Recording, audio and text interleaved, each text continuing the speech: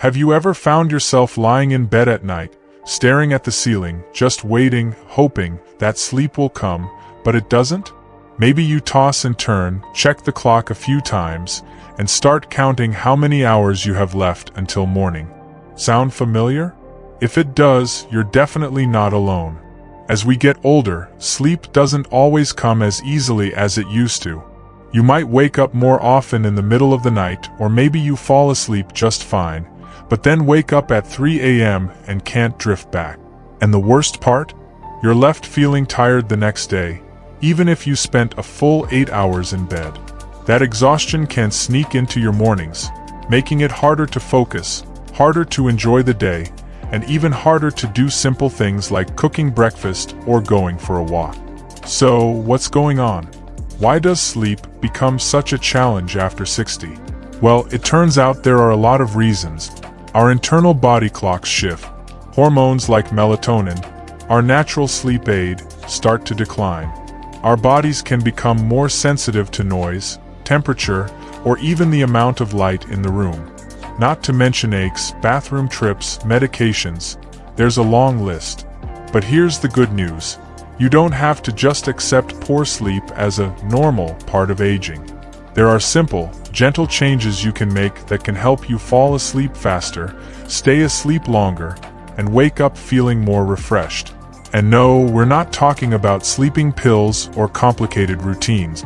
These are natural, doable changes that fit right into your lifestyle, things you can start doing tonight.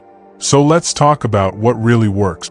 In this video, we're going to walk through a handful of powerful tips that can unlock better sleep, without the fuss. We're going to keep it simple, practical, and most importantly, helpful. Because you deserve restful, healing sleep at any age. Let's start with something that surprises most people, the importance of a consistent wake-up time. Now, you might be thinking, wait, wake-up time? I thought this was about falling asleep. And that's exactly the point. Most people focus only on bedtime when they think about sleep, but your wake-up time actually sets the tone for your entire sleep rhythm. See, your body runs on a natural cycle called the circadian rhythm. It's your internal clock, and it loves consistency.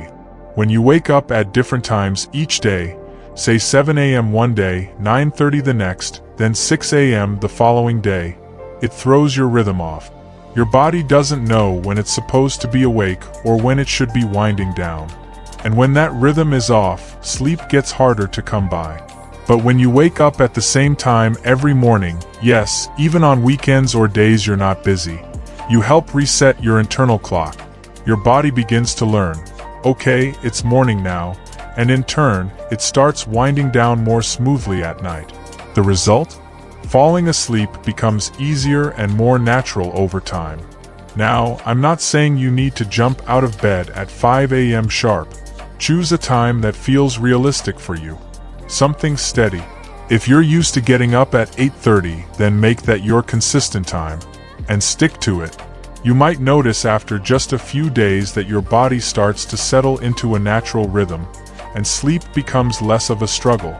Of course, how you start your morning matters too. Let's say you get up and immediately turn on the TV and sit in a dark room sipping coffee. That might feel relaxing, but your body's not getting the signal that the day has begun. And that signal is crucial because it tells your brain when to produce melatonin later in the day. One of the easiest, most powerful things you can do in the morning is to get natural light, ideally within the first 30 minutes of waking. Open the curtains. Step outside on the balcony. Take your coffee to the front porch. Even just sitting by a sunny window helps.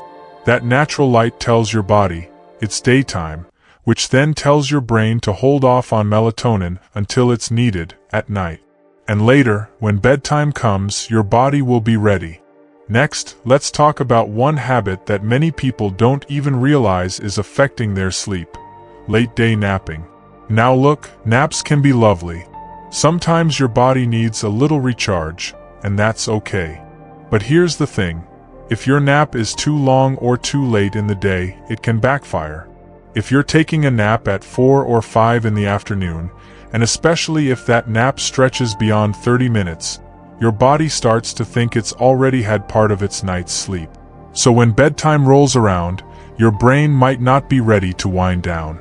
That can make it harder to fall asleep or cause you to wake up more during the night. So what's the sweet spot? Aim for a nap that's no longer than 20 to 30 minutes, and try to take it before 3 p.m. That way, you get the boost of rest without confusing your body's sleep cycle. It's like having a little snack that doesn't ruin your dinner. Speaking of winding down, let's take a moment to talk about evening habit. Because believe it or not, what you do in the hour or two before bed can have a huge impact on how well you sleep.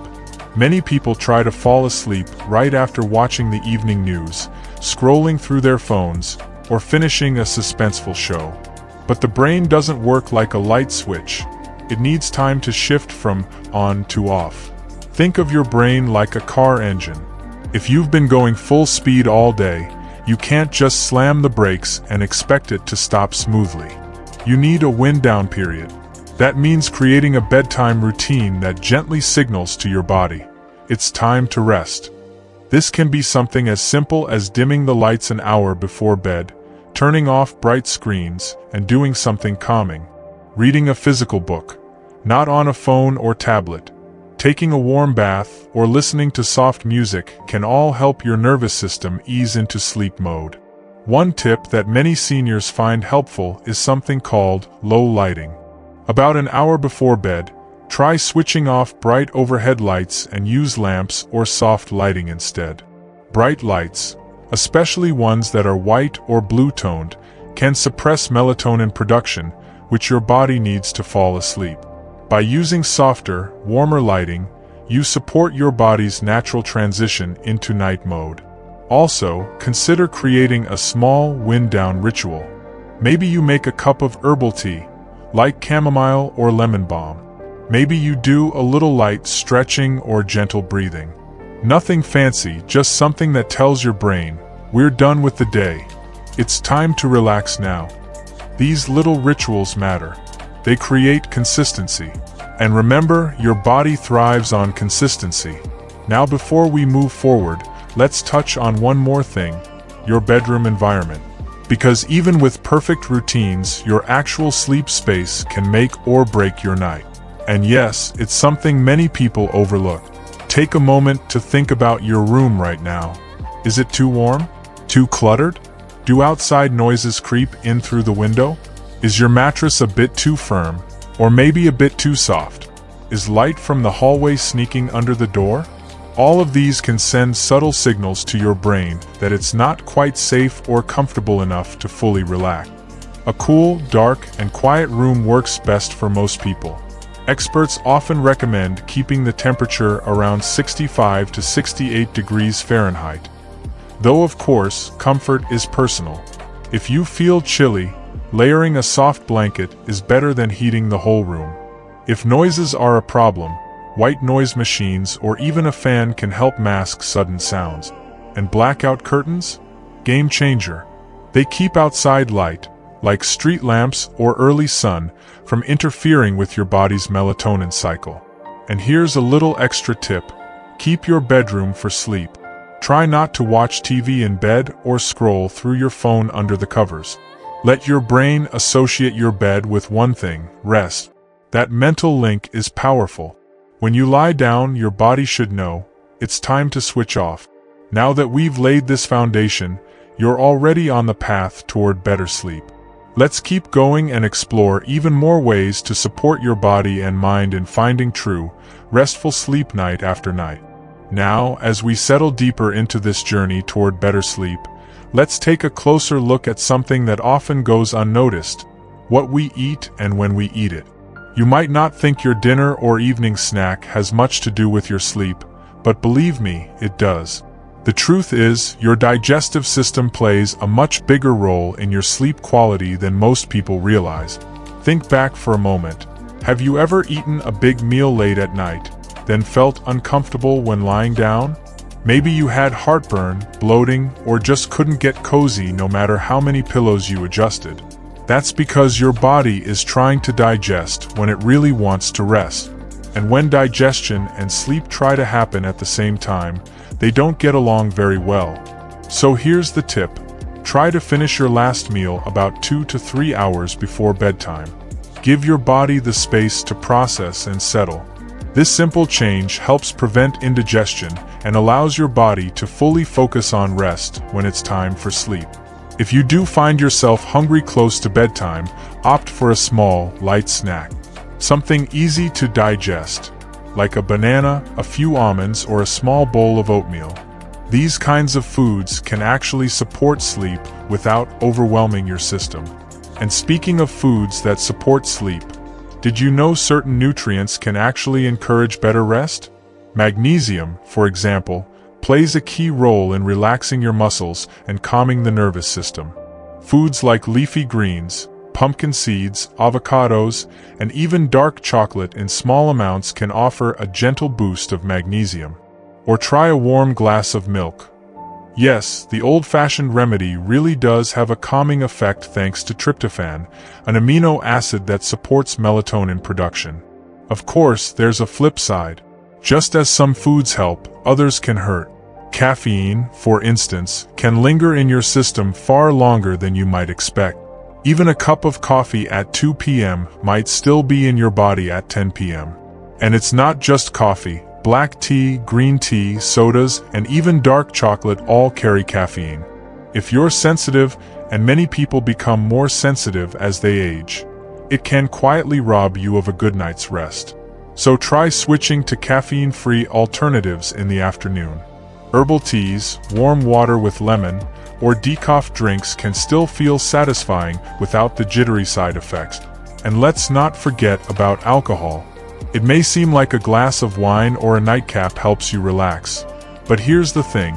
While it might make you feel sleepy at first, it actually disrupts your sleep cycle later in the night. Many people find that they wake up more often or feel less rested after drinking, even just 1 or 2 glasses. If you enjoy a drink now and then, try having it earlier in the evening, not too close to bedtime, and balance it with plenty of water. Now, moving beyond food and drink, let's talk about something that's just as important: how we move during the day. I know, not everyone feels up for a jog around the neighborhood, especially if joints are stiff or energy is low. But getting some physical activity, even something as gentle as a 20-minute walk or some light stretching, can make a noticeable difference in your sleep. Exercise helps your body use energy in a healthy way. It raises your core temperature during the day, and then, as your body cools down in the evening, it signals that it's time to rest. This natural drop in temperature helps cue the body for sleep. Plus, activity helps reduce stress, boost mood, and keep your internal clock ticking smoothly. And no, you don't need to do a full workout at the gym. A slow walk after lunch, a few gentle yoga poses in the living room, or simply standing and stretching during TV commercials can help. What matters most is consistency. A little bit every day goes a long way. That said, timing is key. Try to avoid vigorous exercise too close to bedtime. For some people, working out late in the evening can be too stimulating, making it harder to wind down. Aim to finish any movement at least 2 to 3 hours before sleep, giving your body time to relax. Speaking of relaxing, let's get into something that's just as crucial as physical activity, but often overlooked: your mental state before bed. Many older adults say it's not their body that keeps them up at night, it's their mind. Thoughts racing, worries creeping in, replaying moments from the past, or imagining all the what-ifs of tomorrow. Sound familiar? This is where calming the mind becomes a powerful part of your sleep routine. Now, I'm not saying you need to become a meditation master overnight, but there are some simple, peaceful practices that can make a big difference, especially when used regularly. One of the easiest is deep breathing. When you lie down in bed, take a moment to place one hand on your belly.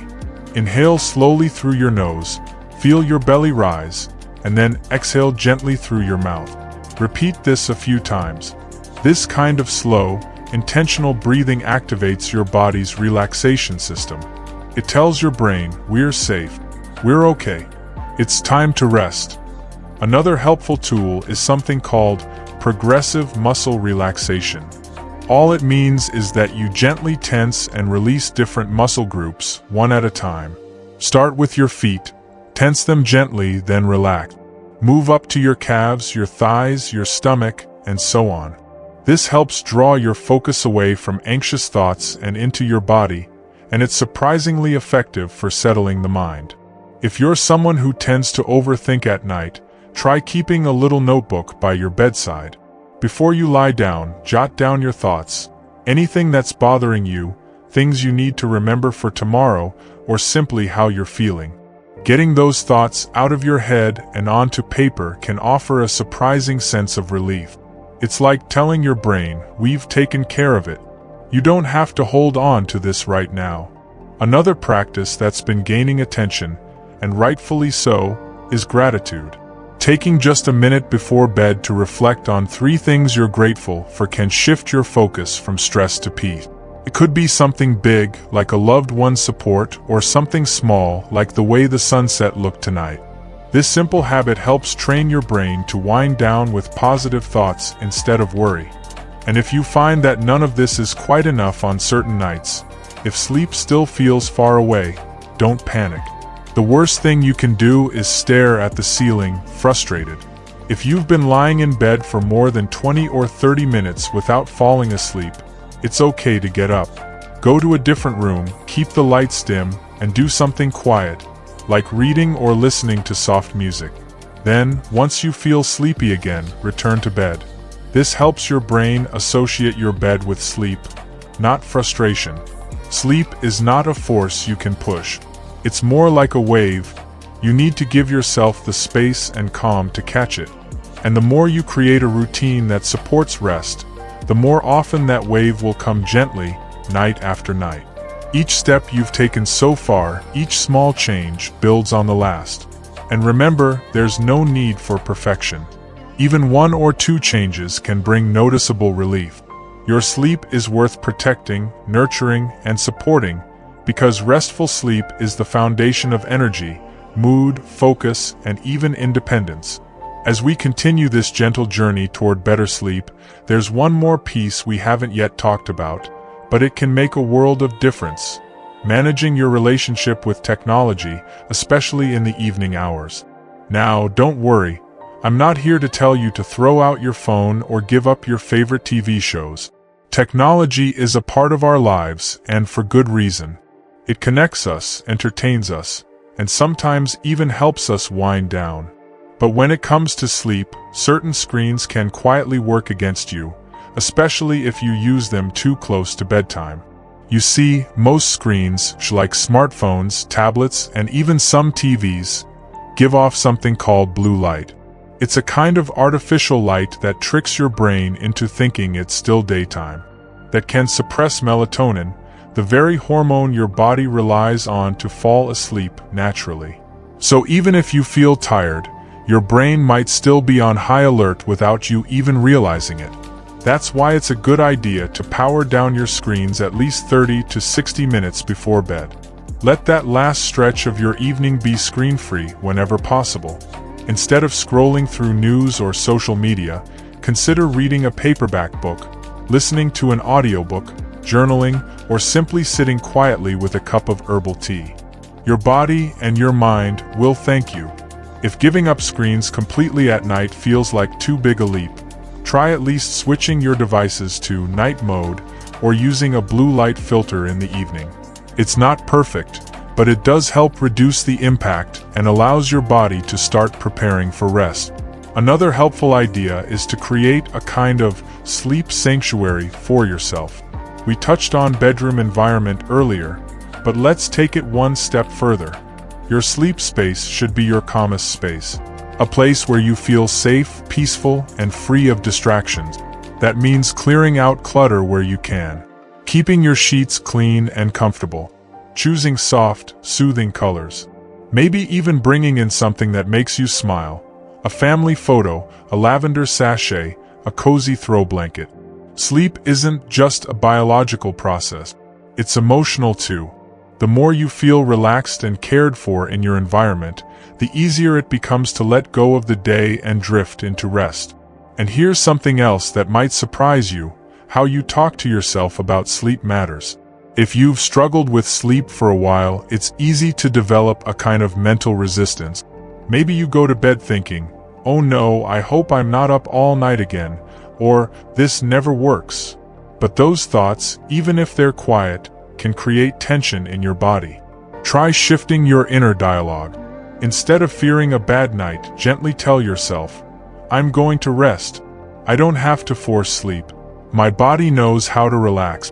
I'm safe here." These simple affirmations don't need to be loud or dramatic. Even whispered quietly, they help calm the mind and create an atmosphere of ease. Because here's the truth: your body wants to sleep. It's built to sleep. And with the right support, through gentle routines, peaceful spaces, and kind thoughts, you give it permission to do what it's always known how to do. Now, you might be wondering, what if I try all of these things and I still have the occasional restless night? And that's a fair question. The goal here isn't perfection, it's progress. 1 or 2 rough nights don't mean you failed. In fact, even people with excellent sleep still have an off night here and there. But if you notice a pattern of difficulty, if sleep becomes a struggle several nights a week, or if you often wake feeling exhausted, then it's worth talking to your doctor. Sometimes sleep issues can be linked to medical conditions like sleep apnea, restless leg syndrome, or medication side effect. These are very treatable, especially when caught early. So don't be afraid to bring it up during your next visit. Your sleep is just as important as your blood pressure or cholesterol. That said, most people find that small, consistent changes bring big relief over time. One viewer once shared with me that just sticking to a regular wake-up time and cutting caffeine after noon made her sleep improve within a week. Another said that reading with a soft light and doing deep breathing before bed helped him stop waking up at 2 a.m. These aren't dramatic changes, but they're powerful because they're consistent and sustainable. And that's what this is really about: creating a sleep routine that supports you. Something that doesn't feel forced or frustrating, but rather calming and doable.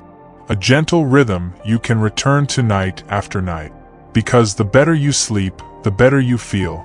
And when you feel better, mentally, physically, emotionally, you show up for your life more fully. With more clarity, more energy, more peace. Think about what that could mean for your days.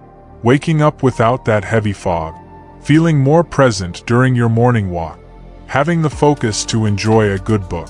Even laughing more easily with family and friends. It all starts with rest. Real rest. And you deserve that, not because you've earned it, but because your body and mind need it to thrive. So wherever you are on your sleep journey, whether you're just beginning to explore new habits, or you've already made changes and are looking for the next step, know this: it's never too late to improve your sleep. You are not stuck. You are not broken. You are simply ready for a new rhythm. And I'd love to hear about your experience. What's helped you sleep better? Are there any habits or routines you've discovered that bring peace to your night? Share your thoughts in the comments below. I read every one of them, and your story might just help someone else on their journey. If you found this video helpful, please give it a thumbs up so others can find it too. And if you'd like more simple, uplifting tips to help you stay healthy and feel your best after 60, go ahead and hit that subscribe button. We've got a lot more to explore together. Here's to deeper rest, brighter mornings, and a peaceful heart. You're not just aging, you're evolving. And with each small change, you're choosing to care for yourself in the most beautiful way possible. You know, as we talk more about sleep, I want to share something you may not hear very often. Sleep is not a destination, it's a relationship. And like any good relationship, it takes a little care, a little patience, and a little understanding. It's not just about fixing sleep. It's about listening to your body, respecting your rhythms, and offering yourself kindness on the nights that feel a little harder. Some nights you might follow every tip perfectly, and still sleep lightly. Other nights, you might forget the routine, stay up later than planned, and fall asleep instantly. That's the mystery of sleep. It's not always logical, and that's okay. What matters most is how you care for yourself around it. You're not trying to control sleep, you're learning to work with it, gently and consistently. Now here's something else that may help, especially for those nights when your mind just won't stop. Guided sleep audio. These are recordings you can listen to in bed, usually soft-spoken or with calming music, that help you ease out of thought spirals and into relaxation. You can find them on YouTube, in podcast apps, or even through free meditation apps like Insight Timer or Calm. Some include light breathing cues, others offer gentle stories or nature sounds.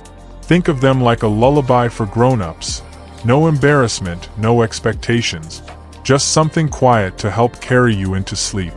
You might also enjoy something called a body scan. It's a type of mindful awareness where you bring attention to each part of your body, slowly, from your toes to your head. You might think, how can thinking about my toes help me sleep? But what it really does is shift your focus away from your busy thoughts and into your physical body, which is where calm lives. Many seniors say they rarely make it past their knees before dozing off. And for those of you who like a little more structure, consider starting a very simple sleep log. Nothing complicated, just a notebook where you jot down what time you went to bed, what time you woke up, and how rested you felt. Over a week or two, you might notice patterns. Maybe you sleep better on days when you walk in the morning. Or maybe you feel more rested when you avoid that evening cup of tea. It becomes a conversation with your body, like, so this works well for me. And this, not so much. One of the beautiful things about being over 60 is that you've had time to know yourself. You've learned what feels good, what doesn't, and what truly matters. And now, you get to use that wisdom to take care of yourself in the way you deserve. Sleep is part of that. Not just to feel less tired, but because sleep touches everything. Your memory, your balance, your mood, even your immune system. In fact, some studies show that just improving your sleep can lower your risk for conditions like heart disease and diabetes. It helps your brain clean up during the night, literally washing away waste and storing memories. Your body repairs itself. Your emotions settle. Sleep is not just rest, it's healing. And here's a little encouragement. If you're doing even one thing differently after hearing this, whether that's waking up at the same time, dimming the lights before bed, or just taking 3 deep breaths tonight, you're already on your way. Every small act of care adds up. There's also something powerful in sharing what you're learning. If you have a spouse, a friend, or even an adult child who also struggles with sleep, share what's been helping you. Sleep is one of those things that connects all of us, and when we talk about it, honestly, without shame, we remind each other that we're not alone in this. If you're part of a community group, a senior center, or even a book club, start a conversation. Ask others what helps them sleep. You might be surprised by the tips and stories people are eager to share. It's comforting to know we all face these things, and even more comforting to realize we can help each other along the way. Now, before we gently close this conversation, I want to offer you a moment of stillness, just a brief pause. Take a breath right now, wherever you are. Inhale slowly and exhale even slower. Feel your shoulders drop. Feel your jaw unclench. Let your hands rest. This simple breath. This is your reminder that you can always return to calm. You don't need to wait until bedtime to begin your sleep routine. You can start now through small, soothing actions that say to your nervous system, "You're safe." You can let go. Tonight, when you lie down, don't worry about getting it right. Just focus on comfort, on peace. If your mind drifts, gently bring it back. If your body feels restless, try those soft, slow breaths again. And if sleep doesn't come right away, trust that your body is still resting, even when it doesn't feel perfect. The act of resting itself is healing. Even lying quietly, you're offering your heart and body the chance to slow down. That's something to honor, not fight. You've made it through this entire journey with me today, And that says something beautiful about you. It says you care. It says you're willing to grow. And it says that even after 60, you're still choosing to learn, to improve, to live well. That is a gift. And I'm so grateful you shared your time with me. If this conversation helped you, even just one part, consider giving the video a like. It helps others find this peaceful space too. And if you haven't already, go ahead and subscribe. We're building a thoughtful, supportive community here. One where age is not a limitation but a launching point for deeper care, greater wisdom, and yes, better sleep. You are worthy of rest, not just because you've worked hard or raised families or helped others, but simply because you're here, alive, human, and still growing. So tonight, turn off the lights a little earlier. Fluff your pillow, smile at the quiet, and when your eyes begin to close, let this thought guide you. I am safe, I am enough, and I am ready to rest. Here's to deep sleep, peaceful dreams, and joyful mornings. You've got this, and I'm right here cheering you on. Good night, my friend, and take gentle care, always.